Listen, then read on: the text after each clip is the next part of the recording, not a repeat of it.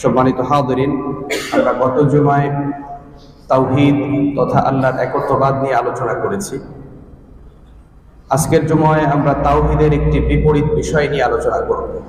তাওহীদের বিপরীত বিষয় হচ্ছে শিরক। তাওহীদ অর্থ একত্ববাদ আর শিরক হচ্ছে অংশীদারিত্ব। আল্লাহ রাব্বুল আলামিনকে রব হিসেবে, ইবাদতের একমাত্র যোগ্য হিসেবে আল্লাহ রাব্বুল আলামিনের যে গুণবাচক নামগুলো রয়েছে বা আল্লাহ রাব্বুল আলামিনের যে বৈশিষ্ট্যগুলো রয়েছে, সিফাতগুলো রয়েছে, এই সিফাতগুলোকে আল্লাহ তাআলার জন্যই খাস, এর একমাত্র অধিপতি হচ্ছে আল্লাহ সুবহানাহু ওয়া তাআলা। এটা হচ্ছে আল্লাহ রাব্বুল আলামিনের প্রতি তাওহীদ তথা একত্ববাদের বিশ্বাস তথা আল ঈমানু বিল্লাহ, আল্লাহর প্রতি ঈমান। আর এর বিপরীত হচ্ছে শিরক, অর্থাৎ আল্লাহ রাব্বুল আলামিনের সাথে তাকে ইলাহ হিসেবে, রব হিসেবে, আসমা ও সিফাতের যে অধিকারী গুণগুলো রয়েছে, এই জায়গাগুলোতে আল্লাহর জায়গায় অন্য কাউকে সমকক্ষ মনে করা, অংশীদার সাব্যস্ত করা, এগুলোকে শিরক বলা হয়ে থাকে। আল্লাহ তাআলা পবিত্র কোরআনে সূরা বাকারার 22 নম্বর আয়াতে বলছেন, ফালা তাজআলু লিল্লাহি আনদাদা ওয়া আনতুম তা'লামুন, যে তোমরা আল্লাহ তাআলার সাথে কাউকে কি করো না, সমকক্ষ স্থাপন করো না। জেনে শুনে, জেনে বুঝে তোমরা এই কাজ তোমরা কখনোই করবে না। কারণ শিরকটা এমন ভয়াবহ গুনাহের কাজ, ভয়াবহ অন্যায়। এটা একটা বড় ধরনের আল্লাহর প্রতি বড় ধরনের জুলুম, এবং এটা এমন একটা পাপের কাজ যেটা যদি কোনো মুসলমান করে, তার পূর্বের সমস্ত আমলগুলো কি হয়ে যায়, বরবাদ হয়ে যায়। আল্লাহ তাআলা বলছেন, লা ইন আশরাকতা লা ইয়াহবাতান্না আমালুকা ফালা তাকুনান্না মিনাল খাসিরিন, যে তুমি যদি শিরক করো, তোমার আমলগুলো কি হয়ে যাবে, বরবাদ হয়ে যাবে, এবং তুমি কি হবে, ক্ষতিগ্রস্তদের মধ্যে তুমি অন্তর্ভুক্ত হবে। খাসিরিন আরবিতে লাভ, ক্ষতি তথা ক্ষতিকে দুটি শব্দ দ্বারা ব্যাখ্যা করা হয়ে থাকে। একটি হচ্ছে লোকসান, নাকসুন বা নোকসান, যেটাকে আমরা বাংলা ভাষায় বলি লোকসান। আরেকটি হচ্ছে খুসরুন বা খুসরান, যেটাকে এটার অর্থ ক্ষতি, ক্ষতিগ্রস্ত হওয়া। তো এই দুইটা শব্দের মাঝে একটা বড় পার্থক্য রয়েছে। নোকসান বা নাকসুন শব্দের অর্থ মধ্য থেকে যেটা জানা যায়, যে নোকসান মানে হলো একজন ব্যবসা করতে গিয়ে সে খুব একটা লাভ করতে পারে নাই, লস করেছে। আলু 40 টাকা কেজি ধরে কিনেছে, কিন্তু 45 টাকা কেজি বা 42 টাকা কেজি ধরে সে বিক্রি করতে পারে নাই। সে 40 টাকাই হয়তো বিক্রি করতে হয়েছে। এতে করে তার কি হয়েছে, তার লাভ হয় নাই, তার শ্রমের ক্ষতি হয়েছে, সে যে সময় দিয়েছে সময়টা ক্ষতি হয়েছে। এটাকে বলা হয় নোকসান বা লোকসান। আমরা কি বলি, লোকসান। আর খুসরান বা ক্ষতি, এটা এমন মারাত্মক বিষয় যে সে ধরেন একটা জায়গা থেকে পণ্য কিনে নিয়ে ব্যবসায়ের উদ্দেশ্যে বের হয়েছে, রাস্তায় সমস্ত মালামাল ডাকাতে সন্ত্রাসীরা কি করেছে, ছিনতাই করে নিয়ে গেছে। এখন তার সমস্ত পুঁজি কি হয়ে হারিয়ে গেছে। এটাকে আরবিতে বলা হয় খুসরান। এটাও ক্ষতি, লোকসানও ক্ষতি, খুসরানও ক্ষতি। তো আল্লাহ তাআলা এখানে বলছেন, ওয়ালা তাকুনান্না মিনাল খাসিরিন, তোমরা ক্ষতিগ্রস্ত, খুসরান হবে, ক্ষতিগ্রস্তদের মধ্যে অন্তর্ভুক্ত হয়ে যাবে। এর মানে হচ্ছে তোমার সমস্ত কি আমল কি হয়ে যাবে, বরবাদ হয়ে যাবে। এবং আল্লাহ তাআলা শিরকের গুনাহ কি করেন না, ক্ষমা করেন না। শিরক এবং কুফর এটা পরস্পরের সাথে জড়িত। কেউ যখন শিরক করবে, বড় শিরকের মধ্যে যখন সে নিপতিত হবে, তখন সে আলটিমেটলি কুফরের মধ্যে কি চলে গেল। আল্লাহ তাআলাকে অস্বীকার করা মানে ঈমান ভঙ্গের একটা কারণ। শিরকটা কি, ঈমান ভঙ্গের যে 10টি মৌলিক কারণ রয়েছে, তার মধ্যে 1 নম্বর কারণই হচ্ছে কি, শিরক। আশিরকু বিল্লাহ, আল্লাহর সাথে কি করা, শিরক করা। তো আল্লাহর সাথে এই শিরক করাকে সবচেয়ে বড় গুনাহ বা পাপের কারণ হিসেবে রাসূল করিম সাল্লাল্লাহু আলাইহি ওয়াসাল্লাম উল্লেখ করেছেন। আব্দুল্লাহ ইবনে মাসউদ রাদিয়াল্লাহু তাআলা আনহু বলছেন, সাআলতুন নবী সাল্লাল্লাহু আলাইহি ওয়াসাল্লাম, আমি নবী সাল্লাল্লাহু আলাইহি ওয়াসাল্লামকে জিজ্ঞাসা করলাম, আইয়ু যামবিন আকবারু ইনদাল্লাহ, আমি নবী সাল্লাল্লাহু আলাইহি ওয়াসাল্লামকে জিজ্ঞেস করলাম, আল্লাহর কাছে সবচেয়ে বড় গুনাহের কাজ, পাপের কাজ এটা কি? ক্বালা আন তাজআলা লিল্লাহি নিদ্দান ওয়া হুয়া খালাকাক। রাসূল করিম সাল্লাল্লাহু আলাইহি ওয়াসাল্লাম বললেন যে তুমি আল্লাহর সাথে অংশীদার স্থাপন করলে বা আল্লাহর সাথে কাউকে সমকক্ষ মনে করলে, অথচ আল্লাহ তোমাকে কি করেছেন? সৃষ্টি করেছেন। যিনি তোমাকে সৃষ্টি করেছেন তার সাথে তুমি অংশীদার স্থাপন করলে, সমকক্ষ স্থাপন করলে। আপনি যদি আপনার মায়ের সামনে, আপনার বাবার সামনে অন্য কাউকে বাবা বলে ডাক দেন, তাদের কি লাগবে? কষ্ট হবে না? কষ্ট হবে। একটু দরদ দিয়ে যদি বলেন তাহলে আরো কি তারা কষ্ট পায়। তেমনি ভাবে একজন দুনিয়ার মানুষও কি তার ভালোবাসার কি চায়? প্রতিদান চায়, তার অধিকারটা পেতে চায়। তো আল্লাহ সুবহানাহু ওয়া তাআলা যিনি গোটা বিশ্ব ব্যবস্থাপনা আমার আপনার জন্য সাজালেন, সকল কিছু তিনি মানুষের জন্য সৃষ্টি করলেন, আমাকে সৃষ্টি করলেন, আমাকে জীবন দিলেন, আমাকে বেঁচে থাকার জন্য এই যে তিনি যত আয়োজন করেছেন, রোদ বৃষ্টি ফল ফসল আদি, আল্লাহ তাআলা বিভিন্ন আয়াতেও বলেছেন যে তোমরা এই যে জমিনের ভিতরে ফসলগুলো পুঁতে রাখো, বিভিন্ন বীজগুলো যে পুঁতে রাখো, এই বীজগুলো কে বড় করে? কে করে? এই যে ধানের বীজগুলো বপন করে, কৃষকের আর কোনো কেরামতি আছে? কৃষক শুধু সুন্দর করে পরিষ্কার করে যত্ন করে মাটির ভিতরে সে বীজের দানাটা বপন করে দিয়ে আসে। বাকি কাজ কে করেন? আল্লাহ সুবহানাহু ওয়া তাআলা। আল্লাহ তাআলা কি করেন? এটাতে বৃষ্টির ব্যবস্থা করে দেন, রোদের ব্যবস্থা করে দেন। এই বীজ থেকে আস্তে আস্তে আস্তে আস্তে কি হয়? একটা শস্য দানায় বা শস্য গাছে রূপান্তরিত হয়। এই যে পৃথিবীর যত স্বাস্থ্যকর খাবার আছে সবই কি ন্যাচারাল খাবার। ডাক্তাররা সবসময় কি করে? কৃত্রিম খাদ্য, প্রক্রিয়াজাতকরণকৃত খাদ্যগুলোকে খেতে কি করে? অনুৎসাহিত করে যে ন্যাচারাল খাবার খাবেন, তাহলে শরীর কি থাকবে? সুস্থ থাকবে। আর এই ন্যাচারাল সমস্ত খাবার হচ্ছে কোথা থেকে আসে? আল্লাহ রাব্বুল আলামিনের সরাসরি হস্তক্ষেপের মাধ্যমে এই জিনিসগুলো কি হয়? উৎপাদিত হয়। সুবহানাল্লাহ। তো যেই রব্বুল আলামিন তোমাকে সৃষ্টি করলেন, তোমাকে বেঁচে থাকার জন্য জীবন ধারণের সুযোগ করে দিলেন, তোমার বাবা মায়ের মতো তোমার উপর একটা ছায়া দিলেন, এই যে রোদ বৃষ্টি যখন যেটা প্রয়োজন আল্লাহ তাআলা দিচ্ছেন, পানি যেটা ছাড়া মানব জীবন অস্তিত্ব কল্পনা করা যায় না, এত সুন্দর আয়োজন করলেন, অথচ তুমি সেই তোমার রবকে কি করছো? রবের সাথে অন্য কাউকে সমকক্ষ স্থাপন করছো। এই আল্লাহর সাথে শিরক বা সমকক্ষ স্থাপন তিনটা পর্যায়ে। তাওহীদের যেমন তিনটি পর্যায় রয়েছে, তাওহীদের যেমন তিনটি প্রকার রয়েছে, শিরকেরও মৌলিকভাবে তিনটি কি রয়েছে? প্রকার। তার এক নম্বর প্রকার হচ্ছে আল্লাহ রাব্বুল আলামিনকে রুবুবিয়তের সাথে শিরক করা। রুবুবিয়ত কি? আল্লাহ রাব্বুল আলামিনকে রব হিসাবে স্বীকার করে নেয়, একমাত্র রব। এই রবের ব্যাখ্যা আমরা অনেক সময় করে থাকি কি, যে রব মানে হচ্ছে প্রভু। রব মানে প্রভু নয়, রব মানে প্রভু নয়, প্রভু বা মালিক এটা আমরা বলে থাকি। কিন্তু রব মানে যিনি আপনাকে সৃষ্টি করেছেন, খালেক। রব মানে যিনি আপনাকে সৃষ্টির পর থেকে এই যে মৃত্যু পর্যন্ত, জন্ম থেকে মৃত্যু পর্যন্ত যে সার্ভিস গুলো দিচ্ছেন, তিনি কি রব। সহজ ভাষায় বলতে পারি, যিনি দেন সব, তিনি হচ্ছেন রব। আমাকে যা কিছু দিচ্ছেন, তিনি আমাকে রব হিসেবে দিচ্ছেন। এই দেয়ার জায়গাটাতে আল্লাহ ছাড়া অন্য কাউকে স্থাপন করা যাবে না। আল্লাহর সাথে এই জায়গা যে অমুকে কি করেন, অমুকের কাছে গেলে তিনি কি করতে পারেন? সন্তান দিতে পারেন। বিভিন্ন জায়গায় মাজারগুলোতে যায়, মাজারগুলোতে মানুষ কি জন্য যায়? কি জন্য যায়? এই সমস্ত কারণেই যায় যে উনি একটা উলিয়া, ওনার কাছে গেলে কি হবে? উনি আমাদেরকে আল্লাহর কাছে কি সুপারিশ করবেন। অথচ উনি কি অবস্থায় আছে উনি নিজেও জানেন না, বা আমরা জানি না তিনি কি অবস্থায় আছেন, তিনি নিজেই ভালো আছেন কিনা, তিনি নিজের অবস্থায় কি, এটা আমরা জানি না। অথচ মানুষ কি করে? এরকম ভাবে অন্যের কাছে যায়, সন্তানের জন্য যায়, সন্তান হয় না সেখানে যায়, নির্বাচনে ভোটের জন্য কি করে? সেখানে যায়। আগে দেখবেন ওখান থেকে শুরু করে, মাজারগুলোতে যায়, শাহজালাল মাজারে যায়, অমুক তমুক জায়গায় যায়, সেখানে গিয়ে কি করে? নির্বাচনী কার্যক্রম শুরু করে। কেন? যে উনি কি করবেন? ওনার বরকতে আমার নির্বাচনী ব্যবস্থা কি হবে? সুন্দর। দোয়ার জন্য যায়। এরকম ভাবে বিভিন্ন ভাবেই আমরা চাওয়া পাওয়া বিভিন্ন জায়গায় কি আমরা সেখানে স্থাপন করি। কখনো কখনো এই শিরকগুলো অনেক বড় আকার ধারণ করে, কখনো কখনো এই শিরকগুলো ছোট আকারেও হয়ে থাকে। বড় শিরক কি? সরাসরি আপনি গিয়ে তার কাছে সেজদা করলেন বা তার কাছে কোনো কিছু চাইলেন যে আপনি আমাকে দেন, আপনি আপনার আল্লাহর কাছ থেকে আমার কাছে নিয়ে দেন। এরকম শিরকগুলো করতো মক্কার মুশরিকরা।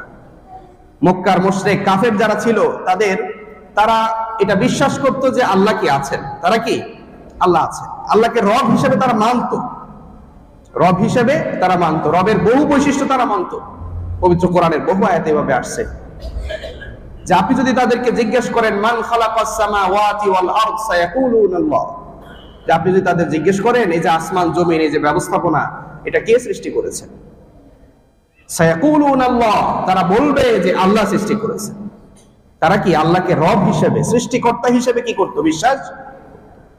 কিন্তু তারা মনে করত যে এই রবকে বা এই আল্লাহকে পাওয়ার জন্য কি লাগবে, বিভিন্ন মাধ্যম লাগবে, কোনো মাধ্যম ছাড়া কি করা যায় না, আল্লাহকে পাওয়া যাবে না।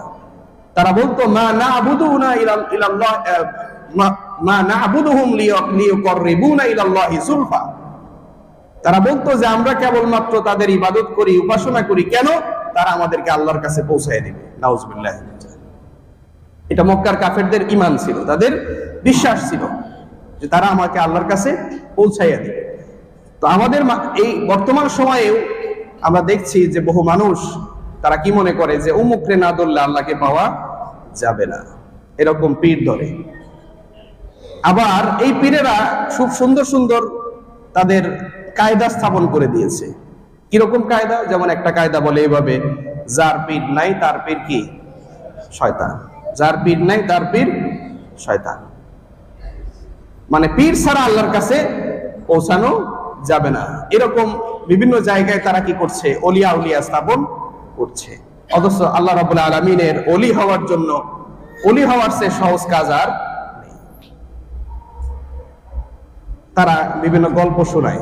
কিরকম গল্প শোনায়? বানায়, তারা গল্প বানায় এভাবে যে ইব্রাহিম আদহাম বাদশাহ সে কি করেছে, সে একদিন রাতে ঘুমের মধ্যে স্বপ্ন দেখছে। কি স্বপ্ন দেখছে?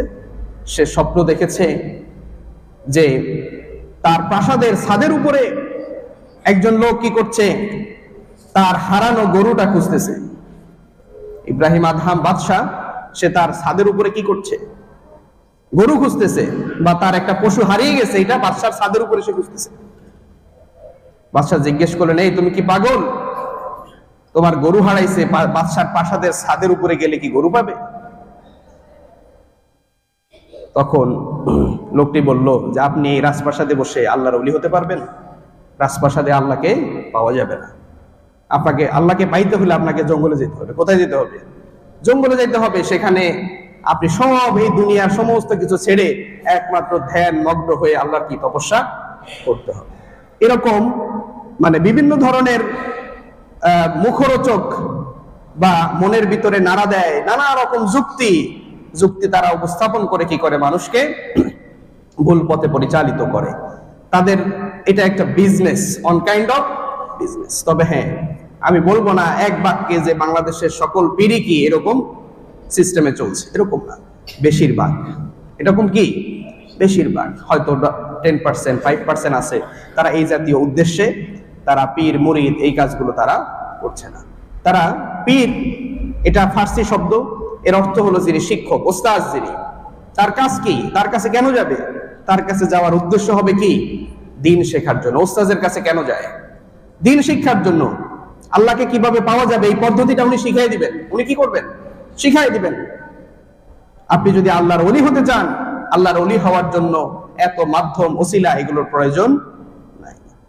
আল্লাহকে আমরা অনেক সময় কি মনে করি, দুনিয়ার মন্ত্রী মিনিস্টার এরকম কি মনে করি। নাউজুবিল্লাহ মিন যালিক। যেমন বাংলাদেশের কোন উপদেষ্টা অথবা মন্ত্রীর কাছে যদি আপনি যেতে চান, পৌঁছতে চান, ডাইরেক্ট গেলে আপনি ওখানে ঢুকতে পারবেন? ঢুকতে পারবেন না। কি লাগবে? আপনার আগের থেকে একটা অ্যাপয়েন্টমেন্ট নিতে হবে। কি নিতে হবে? অ্যাপয়েন্টমেন্ট। এই অ্যাপয়েন্টমেন্ট নেওয়ার জন্য আপনাকে বহু রাস্তা ধরতে হবে। আপনার এলাকার মেম্বারের কাছ থেকে জানতে হবে যে কি কেমনে ওখানে যাওয়া যায়। মেম্বার বলবে যে আমার কি নাই, আমি ওই স্তরের পীর সাহেব না। আপনি যান, এটা যেতে হবে কার কাছে? চেয়ারম্যানের কাছে যান। উনি হয়তো কোনো রাস্তা দিতে পারবেন। উনি এমপি সাহেবের সাথে সরাসরি অনেক সময় কথা বলেন। চেয়ারম্যানের সাহেব কাছে যাওয়ার পরে চেয়ারম্যান সাহেব নানা রকম ফন্দি ফিকির করার পরে, নানা রকম কিছু করার পরে সে উনি কি করবেন, উনি হয়তো বা ফোন দিবেন ওইখানকার পিএ। ডাইরেক্ট হয়তো এমপি কেও পাবেন না, মন্ত্রীকে ফোন দেওয়ার হয়তো সুযোগ নাই, বলে দিছে যে আমাকে ডাইরেক্ট ফোন দিবা না। আমি কখনো ব্যস্ত থাকি, কখনো এই কাজে সেই কাজে থাকি, আমাকে ডাইরেক্ট ফোন দিবে। আমার পিএ কে ফোন দিবে, পিএ কি করবে, সে ধরায় দিবে। তো এভাবে একজন দেশের সাধারণ এমপি মন্ত্রী, তাকে পাওয়ার জন্য এত পথ অতিক্রম করতে হয়, তাহলে আল্লাহ রাব্বুল আলামিন যিনি এমপি মন্ত্রী মিনিস্টার, তাদের সবার সৃষ্টিকর্তা, বিশ্ব জগতের সৃষ্টিকর্তা, এই সব কিছুর মালিক, তাকে পাওয়ার জন্য কি মাধ্যম লাগবে না? খুব যুক্তিপূর্ণ কথা নাকি? অনেক যুক্তিপূর্ণ কথা না? অনেক যুক্তি দিয়ে সে উপস্থাপন করেছে। এইভাবে কি করে আমাদের দেশের এইরকম যারা ভণ্ড, যারা শিরকি কর্মকাণ্ডে লিপ্ত আছে, তারা মানুষের সামনে এরকম নানা রকম উদ্ভট যুক্তি কি করে উপস্থাপন করে। সাধারণ মানুষ, এরা মানুষকে ইসলাম শিখায় না, এরা মানুষকে ইসলাম শিখায় না। তারা এমন ভাবে উপস্থাপন করে যে আমাদের কাছে আসবা, তুমি সারা জীবন যাই করো না করো, এখানে কিছু হাদিয়া তোহফা দিবা, এখানে কিছু ইয়ে করবা, করলে তোমার নামে একটা মিলাদ দিয়ে দিব, অথবা তোমাকে কি করব, তোমার জন্য দোয়া করে দিব, এরপরে তুমি কি হইবা, তুমি আল্লাহর কাছে তোমার জন্য আমি কি করব, সুপারিশ। এরকম একটা সিস্টেম তারা কি করেছে, আবিষ্কার করেছে। অনেকটা এরকম আমাদের দেশের ডায়াবেটিস একটা কি গুরুত্বপূর্ণ সমস্যা নাকি? এটাকে রোগও বলে, আবার কেউ বলে না রোগের চেয়ে এটা একটা বড় ধরনের শারীরিক সমস্যা। এটা শরীরের একটা সেল জনিত সমস্যা, যেখানে মানুষের শর্করা জাতীয় যে বিষয়গুলো এটাকে হজম করতে পারে না, এই রাস্তাগুলো কোষগুলোকে সংকীর্ণ করে ফেলে। তো এটার জন্য এই সমস্যা বাংলাদেশের বহু মানুষই কি এই সমস্যায় আক্রান্ত, অনেক যুবক, অনেক বয়স্ক, বা ডাক্তার অনুসারে বলে থাকে যে যাদের কি পূর্বের বংশগত কি আছে, এর প্রভাব অনেক সময় থেকে যায়। তো এই ডায়াবেটিস একটা বড় সমস্যা। এখন একজন ডাক্তারের কাছে গেছে, ডাক্তার সাহেব বলে দিচ্ছে যে কি করতে হবে, যে ডায়াবেটিসকে খুব সিরিয়াসলি নেওয়ার কিছু নাই। ডায়াবেটিস বরঞ্চ আপনাকে সুস্থ রাখতে কি করবে, সহযোগিতা করবে। আপনার কি করতে হবে, খুব ওষুধপত্র খাওয়ার প্রয়োজন নাই, আপনি প্রতিদিন কিছু নিয়ম মানবেন। প্রতিদিন সকালে 1 ঘন্টা হাঁটবেন বা আধা ঘন্টা দৌড়াইবেন, এই কাজটা আপনি করবেন। এতে করে আপনার শরীর খুব ফিট থাকবে, শক্তিশালী হবেন, পাশাপাশি আপনার এই রোগটা কি হবে না, এই জিনিসটা আপনার শরীরে স্থান পাবে না। 2 নাম্বার কি করবেন, আপনি কিছু খাবার এখন থেকে চেক দিতে হবে। আপনি ভাত কম খাবেন, সর্বোচ্চ কম খাবেন, শর্করা জাতীয় খাবার কি করবেন, কম খাবেন, কার্বোহাইড্রেট জাতীয় যে খাবারগুলো আছে এগুলো খাবেন না, মিষ্টি জাতীয় খাবার এগুলো খাবেন না, বিশেষ কিছু জিনিস নিষেধ করে দিবে যে এগুলো খাওয়া যাবে না। শাকসবজি এগুলো বেশি খাবেন, বা শরীরে এনার্জি ফুড কিছু আছে যেগুলো ন্যাচারাল, এগুলো খেতে পারেন, অসুবিধা নেই। তো এই ধরনের কিছু ফর্মুলা তাকে দিয়ে দিল, ওষুধ দিল না। কি দিল না? ওষুধ দিল না। এরকম একজন ডাক্তার, প্রথম ডাক্তার তাকে এই নসিহা দিল। দ্বিতীয় আরেকজন ডাক্তারের কাছে এই ধরনের রোগীরা গেছে, যাওয়ার পরে তিনি কি বললেন, তিনি তাকে অন্তত 5-6টা টেস্ট করলেন, শরীরের অবস্থা দেখলেন, দেখার পরে বললেন যে আপনাকে এই মোটামুটি 1 বস্তা একটা ওষুধের প্রেসক্রিপশন লিখে দিলেন যে আপনাকে এই ওষুধগুলো নিয়মিত খাইতে হবে। এখন আপনি তো দেখা গেছে যে এই প্রতিদিন এইভাবে হাঁটা, এটা তো আসলে কষ্টকর, অনেক সময় পারেন না, কিন্তু এই ওষুধগুলো খাবেন, ওষুধগুলো মিস করবেন না, নিয়মিত ওষুধ খাবেন। কারো অবস্থা দেখে বলেন না আপনার শরীরে আর ওষুধে কাজ করবে না, কি নিতে হবে, ইনসুলিন নিতে হবে। এরকম নানা রকম প্রেসক্রিপশন দিয়ে তাকে কি করে, বিদায় দিয়ে দেয়। এখন কোন ডাক্তারের কাছে এই রোগীরা বেশি যায়? কোন ডাক্তারের কাছে? প্রতিদিন যে হাঁটার ফর্মুলা দিয়েছে তার কাছে বেশি যায়, না কার কাছে যায়? যে সহজ কিন্তু তরিকা দিয়েছে, না আপনি তো আসলে এটা কষ্টকর জিনিস, এগুলো করবেন, এটা তো আসলে কঠিন কাজ, প্রতিদিন 1 ঘন্টা হাঁটা, এটা আপনার শিডিউলে আনা, এটা তো খুব কঠিন কাজ। এতে করে ডাক্তারের উপকারিতা কি? প্রথম ডাক্তারের বিশেষ কোনো উপকারিতা নাই। প্রথম ডাক্তার কি হয়, সে শুধু হয়তো বা সুস্থ থাকলে দোয়া করে যে না উনি একটা ভালো ফর্মুলা দিয়েছে, এই জন্য ওনাকে দোয়া করি। আর দ্বিতীয় ডাক্তারের সুবিধা কি, এই 2 মাস 3 মাস পর পর এই ডাক্তারের কাছে আবার চেকআপে পাঠায়, যে 2 মাস পর পর আপনি আসবেন, 3 মাস পর পর আসবেন, 4-5 হাজার 10 হাজার টাকার কি করবেন, টেস্ট করবেন, আমাকে 1000-1500 টাকা কি করবেন, ভিজিট দিবেন। এই 2 ধরনের ডাক্তার, এই 2 ধরনের ডাক্তারের মধ্যে কোন ডাক্তারের কাছে বেশি যায় রোগীরা? দ্বিতীয় নাম্বার ডাক্তারের কাছেই বেশি যায়। ওখানে সিরিয়ালের শেষ নাই। কিন্তু ওই যে প্রথম ডাক্তার, তার কাছে রোগী কম। তেমনি বর্তমান সময়ে আমরা দেখি এই 2 ধরনের আলেম বা ইমাম বা যাই বলি না কেন, আছে না নাই? আছে। তাদের কাছে গেলে তারা কি করে, যে আপনি আসলে প্রতিদিন একজন বলতেছে এই আলেম ওলামা ইমাম সাহেবের কাছে যাওয়া খুব একটা জরুরি না, পীর সাহেবের কাছে যাওয়া জরুরি না। আপনি কি করবেন? আপনি প্রতিদিন 5 ওয়াক্ত নামাজ জামাতের সাথে পড়বেন, মানুষের সাথে মানুষকে কষ্ট দিবেন না, মানুষের হক নষ্ট করবেন না, শিরক কুফর এগুলো থেকে দূরে থাকবেন, তাকওয়ার নীতি অবলম্বন করে চলবেন। এই কয়েকটা প্রেসক্রিপশন দিয়েছে, এইগুলো করতে কি টাকা লাগে? টাকা লাগবে? টাকা লাগবে না। সামর্থ্য হইলে আল্লাহ টাকা দিলে তখন হজ করে আসবেন। সামর্থ্য হওয়ার পরে আল্লাহ যদি আপনার পকেটে কি এরকম সামর্থ্য রাখে, এরপরে কি করবেন? হজ করতে যাবেন। মানে ইসলামের ফরজ, ওয়াজিব, হালাল, হারাম এগুলো মেনে চলবেন। এরকম মৌলিক কিছু প্রেসক্রিপশন দিয়ে দিল যে এইটা যদি আপনি করতে পারেন আপনি ওলি আল্লাহ হয়ে যাবেন। সুবহানাল্লাহ। আপনি নিজে কি হয়ে যাবেন? ওলি হয়ে যাবেন। তারা ওলি হওয়ার রাস্তা দেখাই দিছে। আর আরেক গ্রুপের কাছে গেলে কি বলে যে না, আপনার তো এই সিস্টেমে চলবে না, যে আপনি তো প্রতিদিন 5 ওয়াক্ত নামাজ তো ঠিক মতো পড়তে পারেন না। এটা আসলে কঠিন কাজ। একজন মানুষকে আসলে এই প্রতিদিন 5 ওয়াক্ত নামাজ শীতের দিন সকালে ভোরে উঠে জামাতের সাথে আদায় করা, এটা একটু কঠিনই হয় সবসময়। এটা পড়া দরকার, এটা কি তারা বলবে এটা পড়া দরকার, কিন্তু মাঝে মাঝে তো মিস হয়। হালাল রুজি এটা তো আসলে দরকার কাজ, হালাল রুজি খাওয়া দরকার, এটা আল্লাহর নির্দেশ, রাসূলের নির্দেশ, এটা বলে তারা, কিন্তু আসলে সবসময় তো পেরে উঠেন না। মাঝে মাঝে কি করতে হয়? অমুকের চাপে তমুকের চাপে টেবিলের নিচ দিয়ে পকেটে বিভিন্ন জায়গায় কি আপনাকে নিতে হয়। তো এইগুলো তো আসলে আপনি সবসময় করতে পারছেন না, সবসময় একই নিয়মে মেনে চলতে পারবেন না। কি করতে হবে? আপনাকে আমি কিছু ওজিফা দিয়ে দিচ্ছি, এগুলো করবেন, এই আমলগুলো করবেন, আপনার এরকম কোটি কোটি কোটি কোটি কি হবে? সওয়াব। এরকম পীর সাহেবের কিতাবে কি আছে? এরকম কোটি কোটি সওয়াবের কি আছে? লিস্টই আছে। কি আমল করলে, কি করলে, কত টাকা দিলে কিরকম সওয়াব হবে এটা আছে। যিনি 1000 টাকা দিবে তার জন্য দোয়া বা তার ওজিফারও সিস্টেম আছে, যিনি 20,000 টাকা দিবে তার জন্য আছে। বিভিন্ন স্তরের কি আছে তাদের কাছে পশরা সাজানো আছে। তো এইভাবে দেখা গেছে যে এই সমস্ত লোকেরা কি করছে, তারা এই পথটাই অবলম্বন করে, কারণ দেখে যে নিয়মিত নামাজ পড়া এটা তো কঠিন কাজ, এরকম পড়ে না। দেখবেন যে এই বেনামাজি লোক যারা নামাজে গ্যাপ করে তারাই কিন্তু বেশিরভাগ এই সমস্ত জায়গায় গিয়ে ধর্ণা দেয়। যারা বিভিন্ন রকমের দুর্নীতিমূলক কাজে জড়িত, হালাল হারাম বাজ বিচার করে না, পর্দার তোয়াক্কা নাই, তারা গিয়ে বছরে 1 বার 2 বার 3 বার গিয়ে সেখানে ওরসে বা বিভিন্ন জায়গায় সময় গিয়ে সেখানে গিয়ে কি করে আসে? নিজের তওবা করে গুনাহগুলো মাফ করায়া সেখানে কিছু হাদিয়া তোহফা দিয়ে আসে। দেখবেন এই সমস্ত জায়গায় জমজমাট আয়োজন, চাকচিক্যময় করে সেখানে সাজা হয়েছে। শয়তানের কর্মকাণ্ডগুলোই কি এরকম জাকজমক, জৌলুসপূর্ণ, ওইখানে আকর্ষণীয়, দেখলেই কি হয়? মন ভরে যায়। সেখানে খাওয়া দাওয়া উৎসব আনন্দের কি আছে? ব্যাপক ব্যবস্থাপনা থাকে। তো এরকম ভাবে তারা আল্লাহকে পাওয়ার জন্য এরকম রাস্তা তারা দেখায়। তারা ডাইরেক্ট রাস্তা দেখায় না, তারা ডাইরেক্ট রাস্তা দেখায় না। অথচ যারা আসলে সত্যিকারের আলেম, যারা মুত্তাকি আলেম, পরহেজগার আলেম, তারা বলবে, তারা কোরআন থেকে আপনাকে শিখাই দিবে। তারা বলবে ওয়াইদা সাআলতা ফাসআলিল্লাহ, যদি তুমি কিছু চাইতে হয় কার কাছে চাও? আল্লাহর কাছে। ওয়াইজা ইসতাআনতা ফাসতাইন বিল্লাহ, তোমার সাহায্য প্রয়োজন, সমস্যায় আছো, অভাবে আছো, কি করবে? আল্লাহর কাছে সাহায্য চাইবে। এটা রাসূলের সুন্নাহ, রাসূলের আমল। রাসূল করিম সাল্লাল্লাহু আলাইহি ওয়াসাল্লাম ইযা হাযাবাহু আমরান সাল্লা, যখন তিনি কোনো সমস্যায় পড়তেন, বিপদে পড়তেন, কোনো ঝামেলা হইতো, তিনি সাল্লা, নামাজে দাঁড়িয়ে যেতেন। সুবহানাল্লাহ। এই সিস্টেমটা তারা শেখায় না যে তুমি নামাজ পড়ো, মুত্তাকি তাকওয়ার নীতি অবলম্বন করে চলো, সর্বদা আল্লাহকে ভয় করে চলো।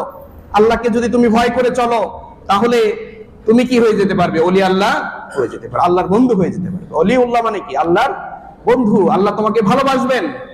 আল্লাহর ভালোবাসা পেতে হলে কি করতে হবে? কে শিখাবে এটা? এটা আল্লাহ রাসূল স্বয়ং নিজেই শিখিয়ে দিয়েছেন। তিনি বলছেন, কুল ইন কুনতুম তুহিব্বুনাল্লাহ ফাত্তাবিউনি ইউহিব্বুকুমুল্লাহ। হে রাসূল, আপনি বলে দিন, যদি তোমরা আল্লাহকে ভালোবাসতে চাও বা আল্লাহকে ভালোবাসার ইচ্ছা যদি তোমাদের থাকে, ফাত্তাবিউনি, তোমরা আমাকে কি করো? অনুসরণ করো। আমি যেভাবে চলেছি সেভাবে অনুসরণ করো। আমি যেই কাজ করেছি তোমরা এই কাজগুলো করো, তাহলে ইউহিব্বুকুমুল্লাহ, আল্লাহ তাআলা তোমাদেরকে কি করবেন? ভালোবাসবেন। এই পদ্ধতি কি করে না? তারা আমাদেরকে শিখায় না যে আল্লাহকে পাওয়ার জন্য যদি এটা করে তাহলে তাদের ব্যবসায় কি জ্বলবে? লালবাতি জ্বলবে, তাদের ব্যবসা জমজমাট হবে না, ওখানে লোকজন আর যাবে না। যেমন এই যে আপনাদের মসজিদে আমাকে তো হাদিয়া দেয় না, লোকজনে দেয়, কিন্তু বহু মসজিদে দেখবেন হাদিয়া দিয়ে ভরপুর করে ফেলে। হাদিয়া দেয়া কি না সমস্যা নয়, এটা দেয়া সুন্নত, নেয়াও কি সুন্নত। মাঝে মাঝে দিতে হয়, আবার মাঝে মাঝে নিতে হয়, কিন্তু সেটা আলাদা বিষয়।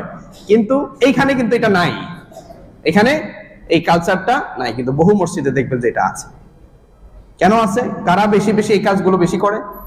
তাদের উদ্দেশ্য হলো কি, ইমাম সাহেব একটু কি করবেন, যদি মরার পরে একটু আল্লাহকে বলেন যে লোকটা ভালো মানুষ ছিল, কি করেন, একটু কাইন্ডলি তাকে পার করে দেন। উদ্দেশ্য ভালো না, কি না, উদ্দেশ্য ভালো নয়।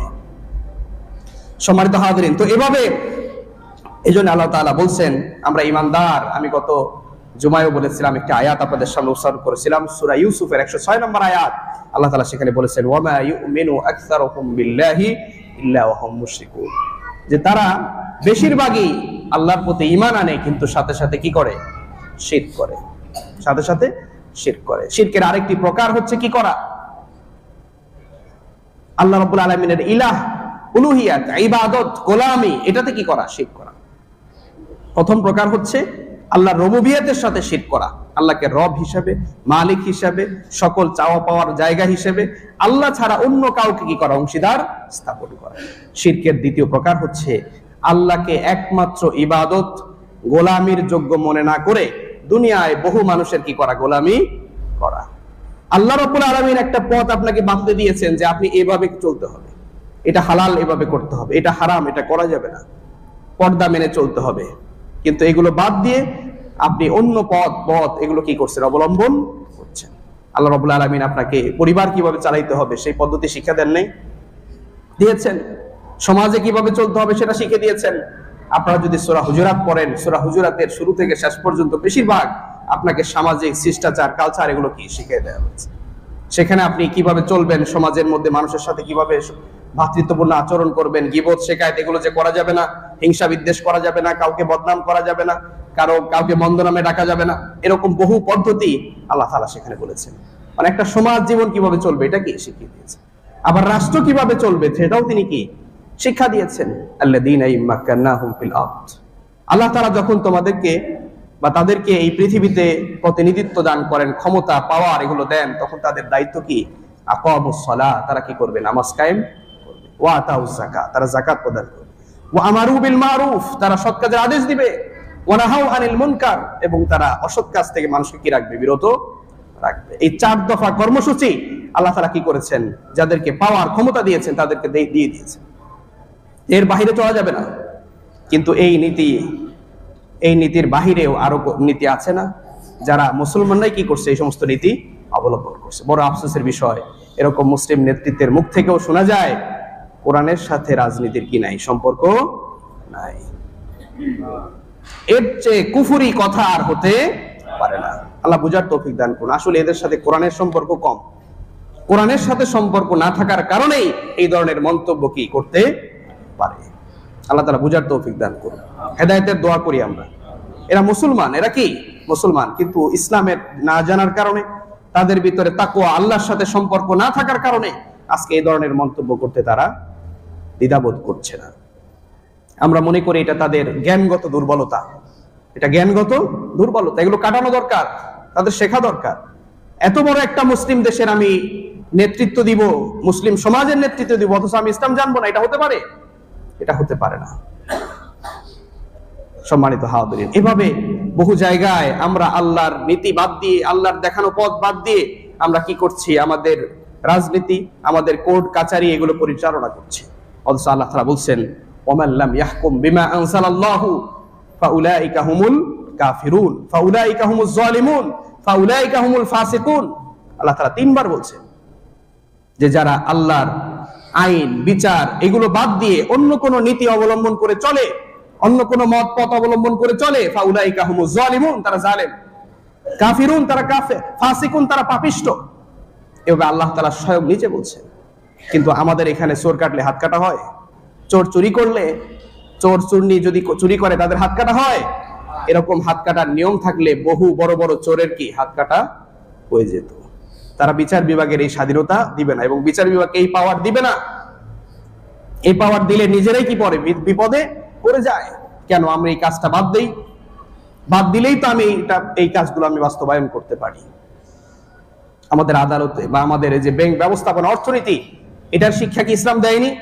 কিভাবে অর্থনীতি পরিচালনা করা হবে, আহাল্লাল্লাহুল বাইআ ওয়া হারামা রিবা। গোটা ব্যাংক ব্যবস্থা বেশিরভাগ ইসলামিক গুটি কয়েক ব্যাংক ছাড়া বেশিরভাগ ব্যাংকগুলোই কি সুদ ভিত্তিক অর্থনীতিতে তারা কি করছে, পরিচালনা করছে। এটা কোনো রাষ্ট্রের মুসলিম রাষ্ট্রের অর্থনীতি হতে পারে না।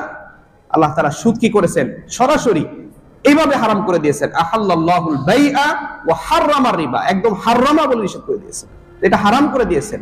বলেন নাই যে তোমরা সুদ খায়ো না, এরকম বলেন নাই, এরকম আয়াত আছে, কিন্তু হারাম করে দিয়েছেন, এটা সরাসরি বলে দিয়েছেন। রাসূলুল্লাহ সাল্লাল্লাহু আলাইহি সাল্লাম এর সাথে সম্পৃক্ত সকলকে লানত করেছেন, অভিশাপ দিয়েছেন। যারা সুদী কারবার করছেন তাদেরকে বলছে তারা সরাসরি আল্লাহর সাথে রাস্তায় যুদ্ধ করছে। ফাআযানু বিহারবিন মিনাল্লাহ, তোমরা যারা সুদী লেনদেন কারবার গুলো চালু রাখছো, ব্যবসা করতেছো, এই যে ব্যাংকিং ব্যবস্থা পরিচালনা করছো, তোমরা আল্লাহর সাথে যুদ্ধের ফিল্ডে আছো। ফাআযানু বিহারবিন মিনাল্লাহ, তোমরা আল্লাহর পক্ষ থেকে যুদ্ধের ঘোষণা শুনে নাও।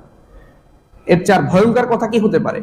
তো একটা মুসলিম দেশের অর্থনীতিতে সুদ থাকা, সেই সুদী ব্যবস্থাকে নিষেধ করেছেন কে?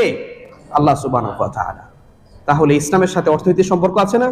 কোরআনের সাথে আছে না? আছে। এবং রাসূলুল্লাহ সাল্লাল্লাহু আলাইহি ওয়াসাল্লাম স্বয়ং নিজে ঘোষণা দিয়েছেন, আত-তাজিরুল আমিন মা'আস সিদ্দিকিন ওয়া শুহাদাই ওয়া সলিহিন।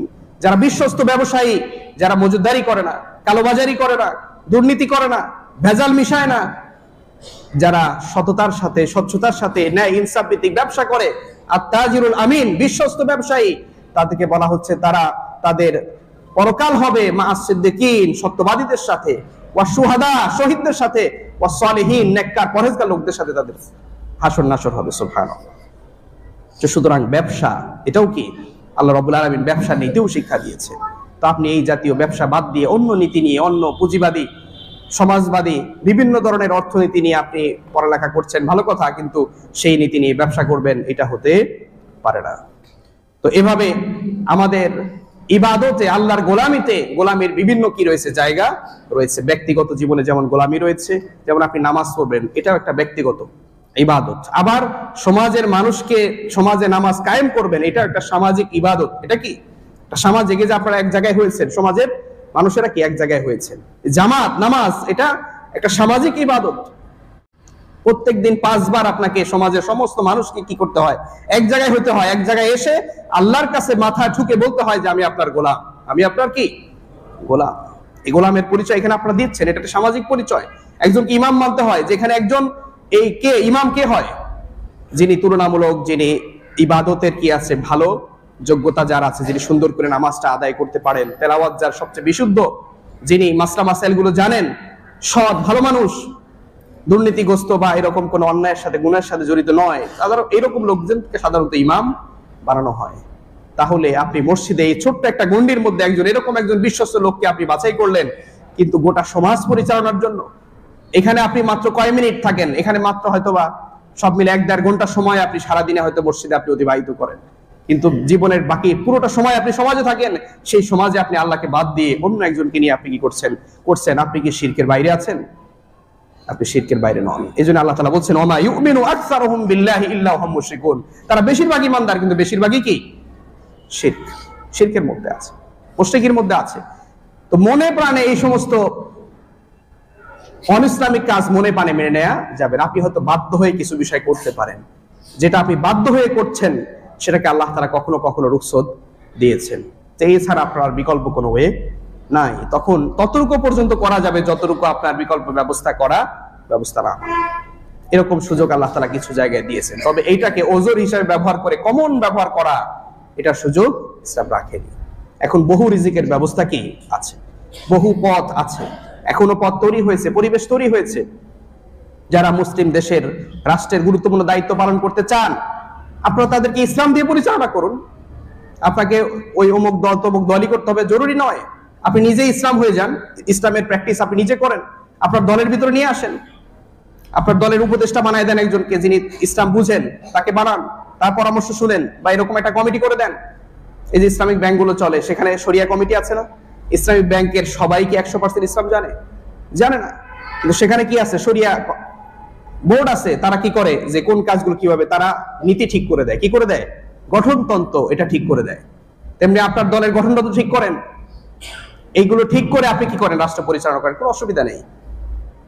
এরকম বহু দেশ দীর্ঘ দীর্ঘ সময় ধরে কি করেছে, চলেছে। ওসমানী খেলাফা, এখানে তাদের ইসলামী খেলাফা সিস্টেমে চালিয়েছে। রাষ্ট্রের কর্তা ব্যক্তিদের ত্রুটি বিচ্যুতি ছিল, যার কারণে কোন একটা সময় এটা পতন হয়ে গিয়েছে, কিন্তু একটা দীর্ঘ সময় কি করেছে, এটা চলেছে। 600 বছর কি করেছে, এটা চলেছে।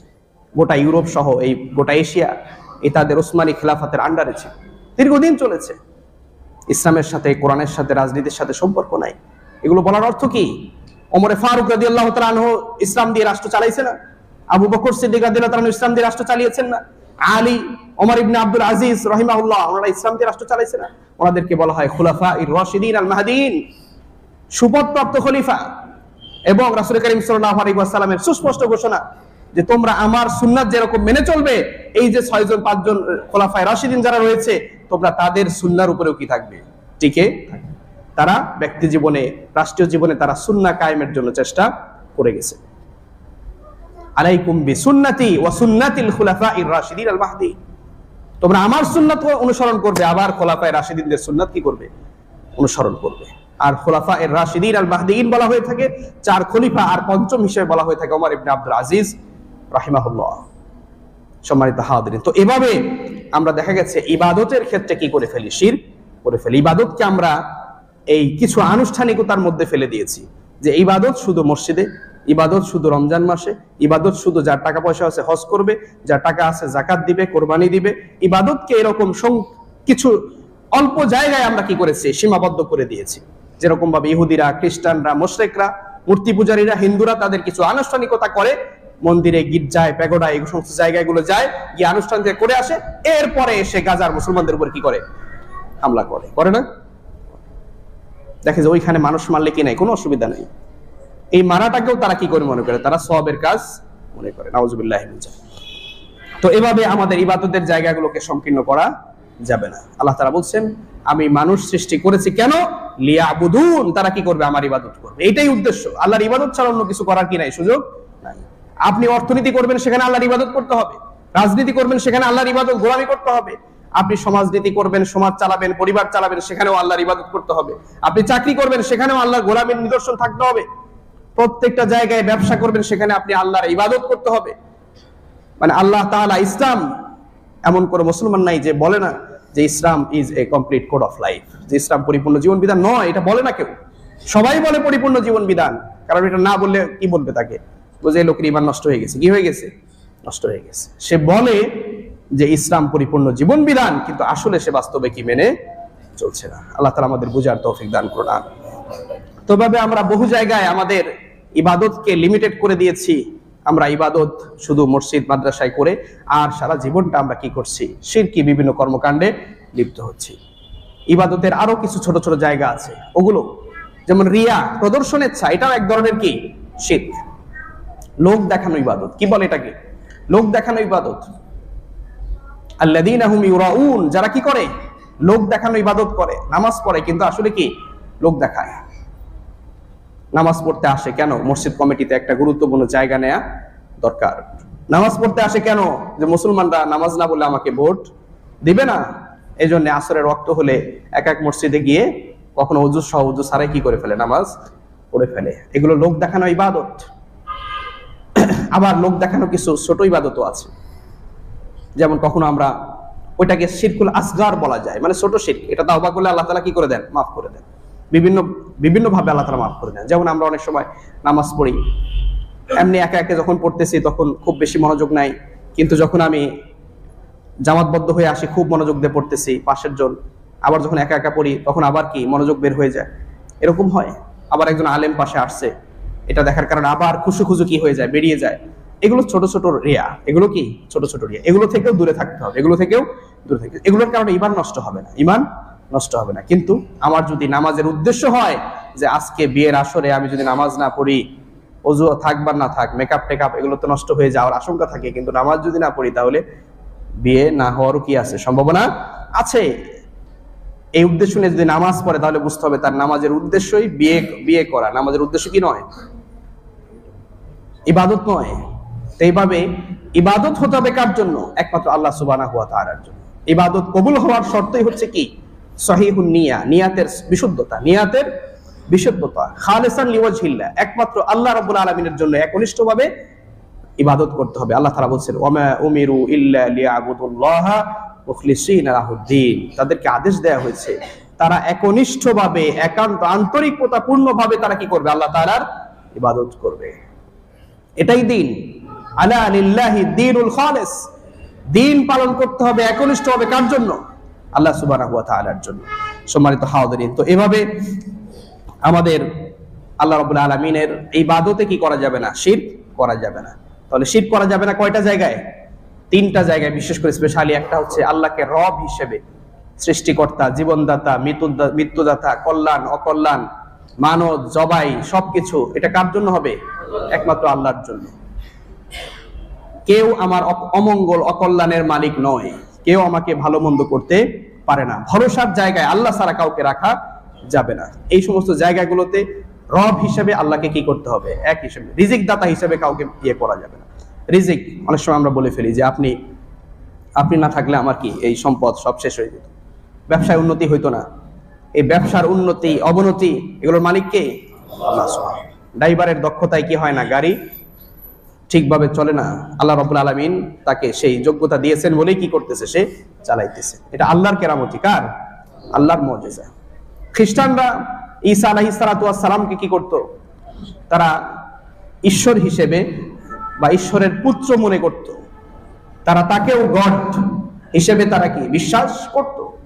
এর কারণ কি? এর কারণ হচ্ছে তিনি কি করতে পারতেন? মৃত ব্যক্তিকেও কি করেছেন? জীবিত করেছেন। অসুস্থ ব্যক্তি তাকে কি করেছেন?